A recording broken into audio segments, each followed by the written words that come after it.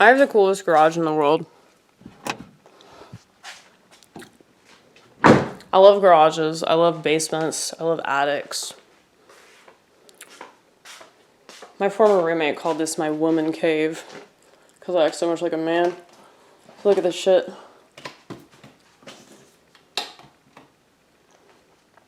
Isn't that tight? I think it's pretty tight. Okay, I have this pretty awesome setup. Yeah, I used to work at Wendy's.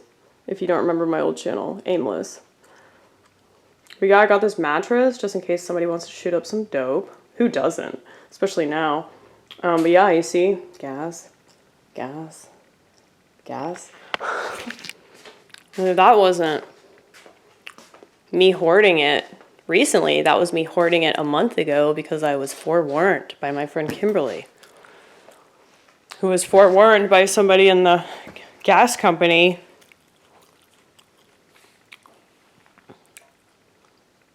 But yeah, man. I think that's fucked up that people hoard it, like, when everybody else is hoarding it.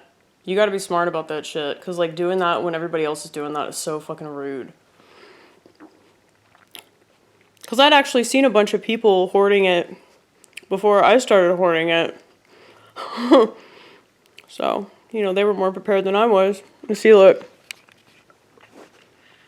I have all this, like, alcohol-related stuff. I quit drinking, but I'm still drinking in spirit. Get it? Spirit. A lot of this stuff is from Kroger. That's my favorite right there.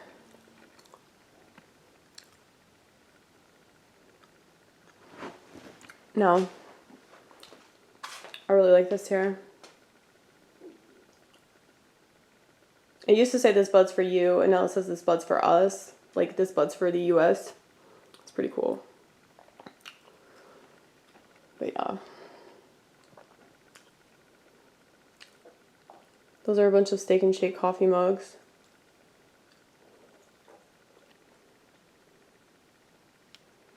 But yeah, man. I just have a lot of shit going on, you know. I could just stay in my house all the damn time because it's so awesome, you know. You know, have this couch. This tree. For Jesus.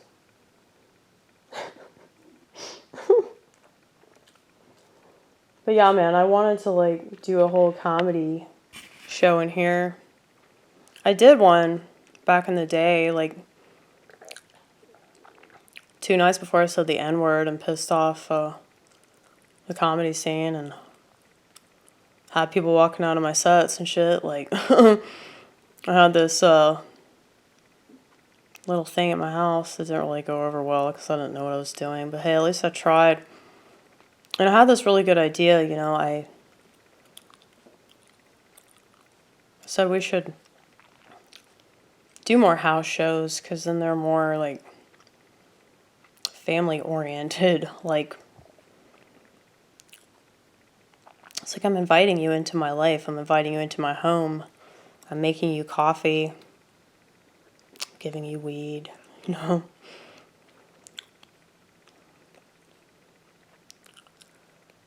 It's just a lot of people, they don't want that. That's what I realized. Like, most of the people that I met in the comedy scene are just so fake and flaky. But the ones that have stuck around, the ones that are still doing it now, those are real people. And I'm really lucky to have them in my life. Bianchi, John Hickok, CJ, I forgot your last name, I'm sorry. Canaan, Pritchard, Witchard, I don't fucking know. I really don't remember a lot of these people. Like, I don't remember their full names, I just remember part of their name. Ronnit, of course, my Jew. My lovely Israeli Jew who talks about her pussy all the time. Alex. Swiss. I'm trying to do shout outs right now, okay? Obviously, that's what we're doing.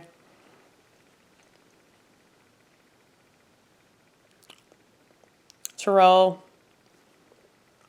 I'm trying to get these people on my show. If the show still happens, hopefully it will. Come hell or high water, I'll make it.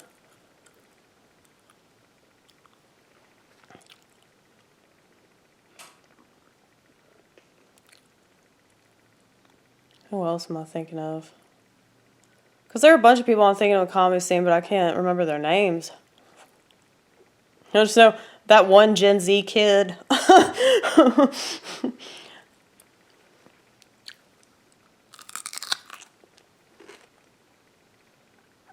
Alright, Tyler Buckingham, I fucking love you. You're so fucking funny, dude.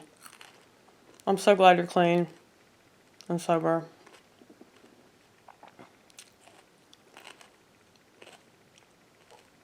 He's really funny. His delivery's gotten better and better.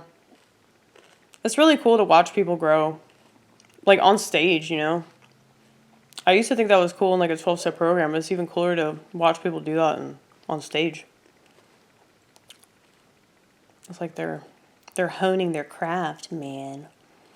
It's pretty cool. Who else? You know I can't talk up Shane enough. He's like my favorite. He's so fucking funny. Gen Z though, man. I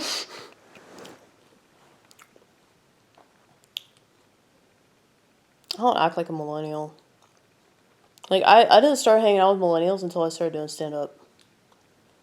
Like, I mainly hang out with people that are either a lot older than me or a lot younger than me. So, I tend to get along really well with the Gen Z kids and the Gen X dudes. It's mainly dudes. Like, I went to this, like, Echo and the Bunnymen concert a while back, and I was, like, the youngest person there. And they were like, it's really cool to see somebody your age that's, like, appreciates this music and isn't filming it the whole time. Yeah, dude. It's like, you can't just go to a concert and enjoy being at the concert. You can't just hang out with your friends and enjoy being with your friends. You gotta film it? Really? You'd think, like, you would remember this experience.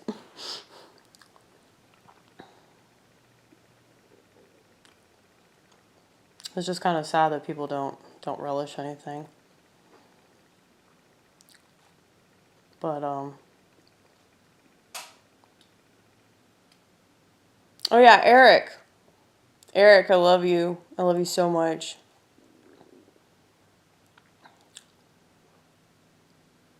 He did a Star Wars joke recently that was really funny. He made Star Wars gay. He just, like, turned all the characters gay. And I'm like, yeah, you might as well do that now. They're probably going to do that in the future. I kind of wish he hadn't made that joke because, you know, comics can see the future. So that's probably going to be the next Star Wars movie. Shudder to think, right? God, who else? Oh, look out, Luna, bar cat. Shout out to the bar cat, Luna. That's the black cat that you see.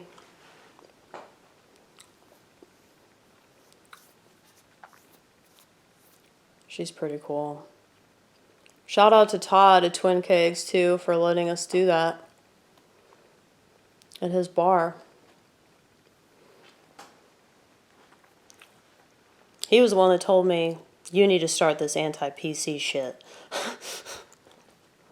I totally will. Because if I don't know if, like, somebody's going to get my like, anti-lefty loosey material, like, he's the one. He's the one I'm going for. He's the only one I care about. As long as I can get one, that's enough. I don't need everybody. I don't even need, like, multiple people to understand it. Like, because I've been watching my set, so I'm like, you know, just getting one laugh is enough. Like, at least one person got it, so. You're who I do this for. You. But it's cool because I can get different people at different times. And that's really awesome when I can get everybody at the same time. But it really doesn't matter. A laugh's a laugh. A laugh is a laugh, and a clap is a clap, and a standing ovation is a standing ovation, and yes, I have gotten that too. Shortly after Louis C.K. Was thrown under the bus, and he was so successful and he lost all of it. So it just kind of shows you, like, sexual misconduct from yesteryear can still get you, you know, like 10 years later. Because those bitches, like, tried to tattletale. Of course they did. They tried to tell on him to his manager, David Becky, and they tried to tell him, like, he jerked off in front of me. It's not fair. He played with his penis in a hotel room that I followed him to, and he asked me, and I said yes, but he still didn't. Isn't that amazing that those bitches, like, haven't figured out that suicide is clearly the answer for them? The fact that they couldn't even see the humor in that situation, that's just what behooves me about the whole thing. It's like, really, dude? That's like several jokes right there. That's like a whole set you could do about that. But instead they chose to play the victim about it. And they were like, I don't want to do comedy ever again. Well, you probably shouldn't have done it to begin with, you stupid bitch. Anyway, I'm still bitter. But, yeah. I did this, like, really, really long set. It's like a whole song where I was, like, talking about, like, the compulsive masturbating problem. And I guess as a woman to talk about that, it seems like a big deal. I don't see why. But I guess women aren't supposed to admit things like that. But I just wanted to, like, show my support for him. I think it was, like, around the same time that, like, the whole Time's Up bullshit started, like, and I just completely railed against that shit, and I was like, fuck those pieces of shit in Hollywood that refuse to acknowledge child rape. They're going to talk about how they were smacked in the ass at some Hollywood party, but they're not going to talk about, you know, all the satanic rituals being done on children. Like, I don't really care. Time's up, right? Well, that's exactly how I feel about this world right now. Your time is up. It's kind of like the Saw series. I feel like Jigsaw right now, you know, like, I want to play a game.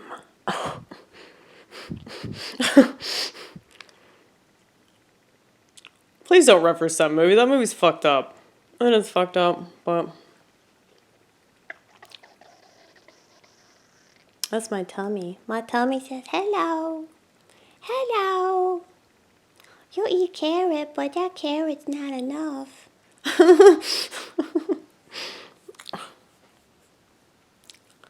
Maybe I'll need another Ensure.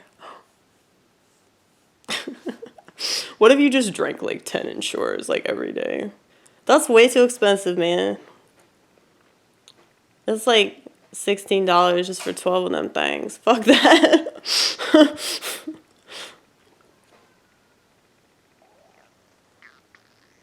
Does my belly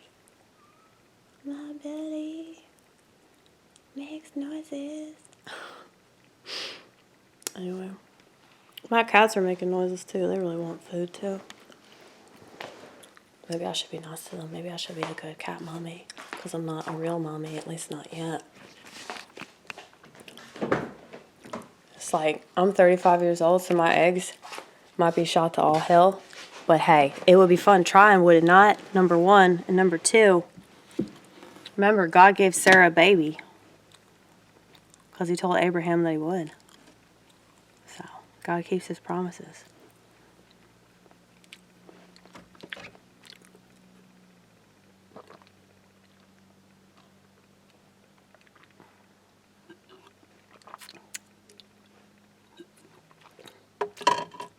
Like, they were both too old.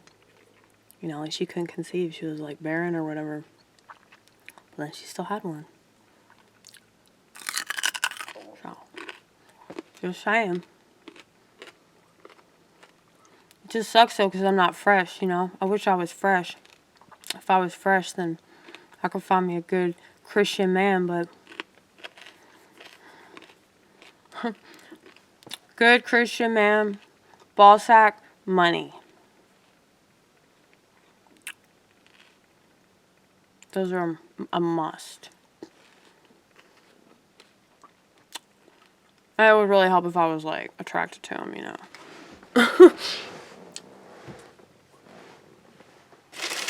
But we'll see what happens, I guess. I'm not worried about it. It's, like, so weird to me that people go out and seek that shit. It's like, when you know, you know.